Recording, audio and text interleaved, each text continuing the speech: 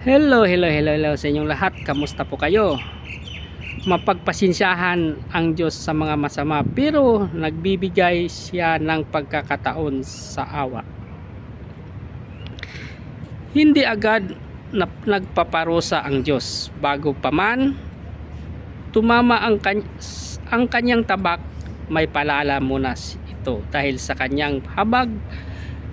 Ngunit kung mananatiling matigas ang puso ng tao, tiyak ang hatol.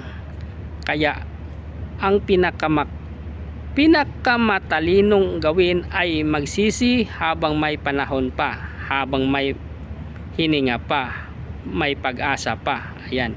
Ano ang sabi niya dito sa Psalm chapter 7 verse 12? If he does not relent, he will sharpen his sword.